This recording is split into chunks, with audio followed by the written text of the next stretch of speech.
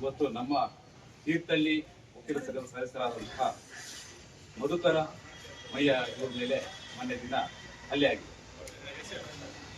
ಈ ವಕೀಲರಿಗೆ ಸಂಬಂಧಪಟ್ಟಂತೆ ವೈಯಕ್ತಿಕವಾಗಿ ಯಾರೂ ಇಲ್ಲ, ಆದರೆ ಅವರು ಏಕೈಕೆ ಬಂದು ಒಂದು 5 ಜನ ಸೇರಿ ನಮ್ಮ ವಕೀಲರ ಮೇಲೆ ಹಲ್ಲೆ ಮಾಡಿ ಇವತ್ತು ಅವರಿಗೆ 12 ಹೊಲಿಗೆ ತಲೆಗೆ ಹಾಕಿದೆ ಅಂತ ಹೇಳ್ಬೋದು. ಮರಣಾಂತಿಕ ಹಲ್ಲೆ ಆಗಿದೆ. ಸರ್ಕಾರದಿಂದ ನಮಗೆ ಕಾನೂನಿದೆ, ಆದರೆ ಅದು ಇನ್ನೂ ಜಾರಿ ಬಂದಿಲ್ಲ ಅಂತ ನಮ್ಮ ಸೀನಿಯರ್ ವಕೀಲರು ಹೇಳಿದರು. ಆದರೆ ಇವತ್ತು ನಾವು ಒಂದು ಸಂಘದಲ್ಲಿ ತೀರ್ಮಾನ ಮಾಡಿದ್ದೇವೆ, ಆ ಹಲ್ಲೆ ಮಾಡಿರುವಂಥ ಆರೋಪಿಗಳಿಗೆ ಶಿಕ್ಷೆ ಆಗಬೇಕು ಮತ್ತು ಅವ್ರಿಗೆ ಇನ್ನೂ ಬಂಧಿಸಿಲ್ಲ ಅಂತ ಸಹ ನಾವು ಕೇಳ್ಪಟ್ಟಿವಿ. ಅವ್ರನ್ನ ಆದಷ್ಟು ಬೇಗ ಈಗ ನಮ್ಮ ವಕೀಲರಿಗೆ ಮಧುಕರಗಾಗಿರುವಂತಹ ಅನ್ಯಾಯಕ್ಕೆ ನ್ಯಾಯ ಸಿಗಬೇಕು ಅಂತ ಹೇಳಿ ಇವತ್ತು ನಮ್ಮ ಸಂಘ ತೀರ್ಮಾನ ಮಾಡಿ ಅವರಿಗೆ ಬೆಂಬಲ ಕೊಡಬೇಕು ಅಂತ ಹೇಳಿ ಮತ್ತೆ ನಮ್ಮ AC ಅವರ ಮೂಲಕ SP ಅವರಿಗೆ ಒಂದು ಕಂಪ್ಲೇಂಟ್ ಅನ್ನು ನಾವು ಕೊಡ್ತಾ ಇದ್ದೀವಿ. ಆ ಮೂಲಕವಾಗಿ ನಮಗೆ ವಕೀಲರಿಗಾಗಿರುವಂತಹ ಅನ್ಯಾಯವನ್ನು ಸ್ವೀಕರಿಸಬೇಕು ಅಂತ ಹೇಳಿ ಇವತ್ತು ನಾವು ಬಂದು ಸೇರ್ತೀವಿ.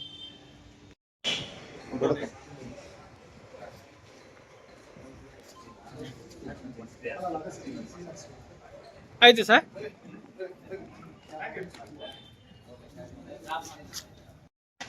ಏನು ಹೇಳಿದಾರೆ ಅದನ್ನ ಪುನರುಚ್ಚಾರಣೆ ಮಾಡುವಂತದ್ದಾಗತ್ತೆ. ಬಟ್ ನಾವು ಏನು ತೋರಿಸ್ಲಿಕ್ಕೆ ಇಷ್ಟಪಡ್ತೇವೆ ಅಂದ್ರೆ ವಕೀಲರು ನಾವು ಒಗ್ಗಟ್ಟಾಗಿದ್ದೇವೆ. ವಕೀಲರ ಮೇಲೆ ಹಲ್ಲೆ ನಡೆದಾಗ ನಾವು ಈ ವಿಷಯದಲ್ಲಿ ಯಾವಾಗ್ಲೂ ಪ್ರತಿಭಟಿಸ್ತೇವೆ ಅನ್ನುವಂಥದ್ದು. ಯಾಕಂದ್ರೆ ಈ ವ್ಯವಸ್ಥೆಯಲ್ಲಿ ಹೋರಾಟ ಮಾಡೋದಕ್ಕೆ ತುಂಬಾ ಬೇರೆ ಬೇರೆ ದಾರಿಗಳಿದಾವೆ. ಪೊಲೀಸಿಗೆ ಕಂಪ್ಲೇಂಟ್ ಕೊಡ್ಬೋದು, ನ್ಯಾಯಾಲಯದಲ್ಲಿ ಇದೆ. ಬಟ್ ಹಲ್ಲೆ ಮಾಡುವಂತದ್ದು ಏನಿದೆ ಅದು ಸ್ವಲ್ಪ ಗಂಭೀರವಾದ ವಿಚಾರ. ವಕೀಲರಿಗೆ ರಕ್ಷಣೆ ಇಲ್ಲ ಅನ್ನುವಂಥದ್ದೇ ಪದೇ ಪದೇ ತೋರಿಸ್ತಾ ಇದೆ. ಸೊ ಆದ್ರಿಂದ ನಾವೆಲ್ಲ ವಕೀಲರು ಒಂದೇ, ನಾವು ಯಾರಿಗೇ ಆಗಿರ್ಲಿ ಅದನ್ನ ಪ್ರತಿಭಟಿಸ್ತೇವೆ ಅನ್ನುವಂಥದ್ದನ್ನ ತೋರಿಸೋದಕ್ಕೆ ಜನ ಸೇರಿದ್ದೇವೆ. ಬಾಕಿದ ಅಧ್ಯಕ್ಷ ಮಧುಕರ ಮಯ್ಯ ಅನ್ನೋ ವಕೀಲರು ಅವ್ರ ಮೇಲೆ ಒಂದು ಹಲ್ಲೆ ಆಗಿದೆ. ವಿವಾದಿಗಳು ನ್ಯಾಯಾಲಯದಲ್ಲಿದ್ದಾಗ ಕಾನೂನು ಪ್ರಕಾರ ನಾವು ಮೌಲ್ಯಗರವನ್ನ ಅದೇ ರೀತಿಯಲ್ಲಿ ಸ್ವೀಕರಿಸಬೇಕು. ಪ್ರತಿಯಾಗಿ ನನ್ನ ಕೀರ್ತಿಸುವ ವಕೀಲ ಮೇಲೆ ಕೀರ್ತಿಸಿಕೊಳ್ಳೋ ಕ್ರಮ ಬಹಳ ಪೈಶಾಚಿಕವಾದ್ದು. ಇದನ್ನು ನಾನು ತೃಪ್ತಿಪಡಿಸ್ತಾ ಇದ್ದೇವೆ. ಈಗ ಸರ್ಕಾರದವರು ಕಾನೂನು ಮಾಡಿದ್ದಾರೆ, ಆದರೆ ಕಾನೂನು ಇನ್ನೂ ಸರಿಯಾಗಿ ಜಾರಿಗೆ ಕೊಡ್ತಾ ಇಲ್ಲ. ಬಹುಶಃ ಇದರಿಂದಲೇ ಪ್ರಾರಂಭ ಆಗಬೇಕು ಅನ್ನೋದು ಕಾಣುತ್ತೆ. ಅದೇನೇ ಇದ್ದಾಗ ಕೂಡ ಸಾರ್ವಜನಿಕರು ಈ ವಿಚಾರದಲ್ಲಿ ಕೋರ್ಟಿನ ಆವರಣದಲ್ಲಿ ಕೋರ್ಟಿನ ಕಟ್ಟಳೆಯೊಳಗೆ ನಡೆದಿರೋ ವಿವಾದಗಳ ಬಗ್ಗೆ ನ್ಯಾಯಾಧೀಶರು ವಕೀಲರು ಹಲ್ಲೆ ಮಾಡಿದ ಸಮಸ್ಯೆಗಳು ಮತ್ತು ಗುಣಮಟ್ಟ ಪರಿಹಾರ ಆಗೋದಿಲ್ಲ. ಈ ಒಂದು ಸಂದೇಶವನ್ನು ನಾವು ಈ ಚಿತ್ರಕ್ಕೆ ನೋಡ್ತಾ ಇದ್ದೀವಿ. ವಕೀಲರ ಮೇಲಿನ ಹಲ್ಲೆ ಖಂಡನೆ. ವಕೀಲರ ಮೇಲಿನ ಹಲ್ಲೆ ವಕೀಲರ ಮೇಲೆ ಹಲ್ಲೆ ಮಾಡಿದವರನ್ನು ಶೀಘ್ರವಾಗಿ ವಕೀಲರ ಮೇಲೆ ಹಲ್ಲೆ ಮಾಡಿದ ಆರೋಪಿಗಳನ್ನು ಶೀಘ್ರವಾಗಿ ಬಂಧಿಸಿ.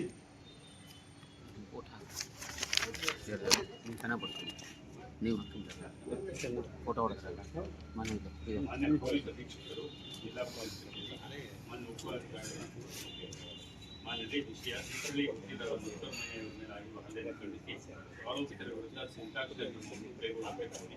ಮೇಲ್ಕಂಡ ವಿಷಯಕ್ಕೆ ಸಂಬಂಧಿಸಿದಂತೆ ದಿನಾಂಕ 6/6/25 ತೀರ್ಥಹಳ್ಳಿ ನ್ಯಾಯಾಲಯದ ವಕೀಲರಾದ ಮಧುಕರ ಮಯ್ಯ ಅವರ ಮೇಲೆ ಮಾರಣಾಂತಿಕ ಹಲ್ಲೆ ಆಗಿದ್ದು ವಕೀಲ ಹುದ್ದೆಯನ್ನು ಬೆದರಿಕೆ ಮಾಡಲಾಗಿದೆ. ಈ ಮೂಲಕ ವಕೀಲರು ನಿರ್ಭಯವಾಗಿ ನಿರಂತರ ಕಠಿಣ ಅತ್ಯಂತಗಳನ್ನು ಕೆಲವು ಪಕ್ಷ ಹಾಗೂ ವೈದ್ಯರಾರನ್ನು ಮಾಡುತ್ತಾರೆ. ಈಗಾಗಲೇ ಈ ಸಂಬಂಧ ತೀರ್ಥಹಳ್ಳಿ ಪೊಲೀಸ್ ಠಾಣೆಯಲ್ಲಿ ಪ್ರಕರಣ ದಾಖಲಾಗಿ ತನಿಖೆ ನಡೆದಿದೆ. ಆದ್ದರಿಂದ ಈ ಪ್ರಕರಣದಲ್ಲಿ ಪೊಲೀಸ್ ಇಲಾಖೆ ತಪ್ಪಿತಸ್ಥರ ವಿರುದ್ಧ ನಿರ್ದಾಕ್ಷಿಣ್ಯ ಕ್ರಮ ಕೈಗೊಂಡು ವಕೀಲರು ನಮ್ಮ ಕರ್ತವ್ಯ ಮಾನ್ಯ ಪೊಲೀಸ್ ವರಿಷ್ಠಾಧಿಕಾರಿಗಳಿಗೆ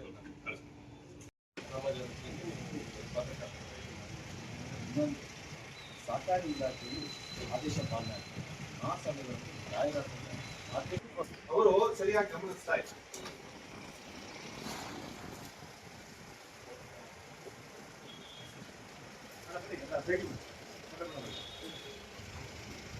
ನೀವು ಕೂಡ ಬಂದ್ರಿ, ನೀವು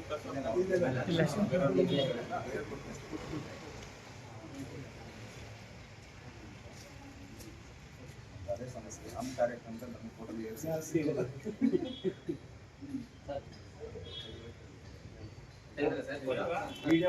ವಿಡಿಯೋ ಮಾಡ್ತಾ ಇದೀವಿ ಸರ್. ಫೋಟೋನ ತೆಗಿಬೋದಾ?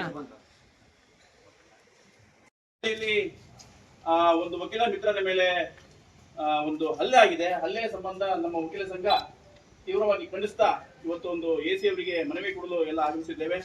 ಈ ಒಂದು ಸಭೆಯನ್ನು ಉದ್ದೇಶಿಸಿ ಹಿರಿಯ ಸದಸ್ಯರಾಗಿರ್ತಕ್ಕಂಥ ಶ್ರೀ MS ಗೌಡರವರು ಒಂದೆರಡು ಮಾತಾಡಬೇಕಾಗಿ ಕೇಳ್ಕೊಳ್ತಾ ಇದ್ದೀವಿ. ನೇರ ನೇರವಾಗಿ ಆ ಕೋರ್ಟಿಗೆ ಏನಾದ್ರು ಕೇಸ್ ಅಡ್ಮಿಟ್ ಆದ್ರೆ ಯಾರ್ಯಾರು ಈ ಭೂಮಾಫಿಯಾದಲ್ಲಿ ಆ ಪ್ರಕರಣದಲ್ಲಿ ಇದ್ದಾರೆ, ಆ ಡಾಕ್ಯುಮೆಂಟ್ ನಲ್ಲಿ ಸಿಗ್ತಾರೆ, ಅವ್ರೆಲ್ಲರನ್ನು ಇದೇ ಪೊಲೀಸ್ನರು, ಮತ್ತೆ ಅದಕ್ಕೇನು ಬೇರೆ ಪೊಲೀಸ್ನರು ಬರಲ್ಲ, ಇವ್ರನ್ನ ಅರೆಸ್ಟ್ ಮಾಡಿ ಜೈಲಲ್ಲಿ ಇಟ್ಟೇ ತನಿಖೆ ಮಾಡಬೇಕು ಅಂತಕ್ಕಂಥದ್ದು ಒಂದು ವ್ಯವಸ್ಥೆ ಇದೆ. ಬಹುಶಃ ಆ ವ್ಯವಸ್ಥೆಗೆ ಇದುವರೆಗೂ ಯಾರು ಅದು ಕೈ ಹಾಕ್ಲಿಲ್ಲ ಕಾಣುತ್ತೆ. ಈ ಭೂಮಾಫಿಯಾದ ಪತ್ರಕರ್ತರ ಮೇಲೆ ಇವರ ಹಲ್ಲೆಗೆ ನಿಂದನೆಗೆ ಕೈ ಹಾಕಿದ್ದಾರೆ. ಆ ವ್ಯವಸ್ಥೆಯನ್ನ ಬಳಸ್ಕೊಳ್ತಕ್ಕಂಥ ಕೆಲಸವನ್ನ ಮಾಡ್ತೀವಿ. ಮಾಡದೆ ಹೋದ್ರೆ ನೀವು ಉಳಿಸೋದಿಲ್ಲ, ನೀವು ಭೂಮಿನೂ ಉಳಿಸೋದಿಲ್ಲ, ಜೊತೆಗೆ ಹಲ್ಲೆ ಮಾಡ್ತಕ್ಕಂಥದ್ದು, ನಿಂದನೆ ಮಾಡ್ತಕ್ಕಂಥದ್ದು, ಇಷ್ಟೊಂದು ಬೆಳೆದು ಬಿಟ್ಟಿದ್ದೀರಾ. ಅಕ್ರಮ ಹಣ ಇಷ್ಟೊಂದು ಕೆಲಸ ಮಾಡಿಸುತ್ತಾ ನೋಡ್ರಿ, ಯೋಚನೆ ಮಾಡಿ ಏನು ಅವ್ಯವಹಾರ ಮಾಡಿದ್ದಾರೆ. ಇದುವರೆಗಿನ ಇತಿಹಾಸ ಬಹಳಷ್ಟು ರಾಜಕಾರಣಿಗಳು ಆರೋಗ್ಯವಾಗೇ ಇಲ್ಲ. ಮೊದಲು ಅವರು ಅವ್ಯವಹಾರ ಮಾಡಿದ ತಕ್ಷಣ ಅವ್ರಿಗೆ BP ಅಟ್ಯಾಕ್, ನೆಕ್ಸ್ಟ್ ಹಾಗೆ ಶುಗರ್, ಈ ರೀತಿಯ ಕಾಯಿಲೆಯಲ್ಲ ಯಾಕೆ ಬಳಸ್ತಾ ಇದ್ದಾರೆ ಕೆಲವು ಅಧಿಕಾರಿಗಳು ಮತ್ತೆ ರಾಜಕಾರಣಿಗಳು ಅಂತಂದ್ರೆ, ಕಾನೂನನ್ನ ಮೀರಿದ ಕಾಯಿಲೆ ಅವರನ್ನ ನಿಯಂತ್ರಣಕ್ಕೆ ತರ್ತಾ ಇದೆ. ಯಾಕೆ ಬೇಕು ಇಂತ ಅವ್ಯವಹಾರಗಳು? ನ್ಯಾಯವಾಗಿ ದುಡ್ಡು ತಿನ್ರಿ, ನ್ಯಾಯವಾಗಿ ಆಡಳಿತ ಮಾಡ್ರಿ, ನ್ಯಾಯವಾಗಿ ವ್ಯವಹಾರ ಮಾಡ್ರಿ, ನ್ಯಾಯವಾಗಿ ಸಂಬಳ ತಗೊಳ್ರಿ. ಅದು ಬಿಟ್ಟು ಆ ಚೌಕಟ್ಟು ಮೀರಿದ ವ್ಯವಹಾರವನ್ನು ಮಾಡಿದ್ರೆ ಕಾಯಿಲೆನೂ ಕೂಡ ನಿಮಗೆ ನಿಯಂತ್ರಣ ಹೇರುತ್ತೆ ಅಂತಕ್ಕಂಥದ್ದನ್ನ ನಾವು ಹೇಳಲೇಬೇಕಾಗುತ್ತೆ. ಇದು ಇತಿಹಾಸ, ಇದು ನೀವು ಅವಲೋಕನ ಮಾಡಿದ್ರೆ ಗೊತ್ತಾಗುತ್ತೆ ಈ ರೀತಿಯ ಒಂದು ವ್ಯವಸ್ಥೆ ಇದೆ, ಹಿಂಗಾಗುತ್ತೆ ಅಂತೇಳಿ. ಆ ಮಹೇಶ್ ಹೆಗಡೆ ಒಬ್ಬ ಬ್ರಾಹ್ಮಣ, ಅವನು ಹೆದರ್ತಾನೆ ಅಂತೇಳಿ ಅವನ ಮೇಲೆ ನೀವು ಕುಸ್ತಿಗೆ ಹೋಗ್ತೀರಾ? ಇಲ್ಲಿ ಅಲ್ಪಸಂಖ್ಯಾತರಿಗೂ ಕೂಡ ರಕ್ಷಣೆ ಇದೆ, ಒಬ್ಬ ಸಾಮಾನ್ಯ ಕುಟುಂಬಕ್ಕೂ ಕೂಡ ರಕ್ಷಣೆ ಇದೆ. ಈ ಸಂವಿಧಾನ ಅಂತಕ್ಕಂಥದ್ದು ಎಲ್ಲರಿಗೂ ಕೂಡ ರಕ್ಷಣೆ ಇರತಕ್ಕಂಥ ವ್ಯವಸ್ಥೆ ಇದೆ. ಅದನ್ನು ಉಲ್ಲಂಘನೆ ಮಾಡಿ ಈ ರೀತಿಯ ಅವ್ಯವಹಾರ ಮಾಡಕ್ ಹೋದ್ರೆ, ಹಲ್ಲೆ ಮಾಡಕ್ ಹೋದ್ರೆ, ನಿಂದನೆ ಮಾಡಕ್ ಹೋದ್ರೆ ಈ ಸಮಾಜ ವ್ಯವಸ್ಥೆ ಸುಮ್ಮನೆ ಇರೋದಿಲ್ಲ. ಅದಕ್ಕೆ ಸರಿಯಾದ ಪಾಠವನ್ನು ಕಲಿಸ್ಲೇಬೇಕಾಗತ್ತೆ.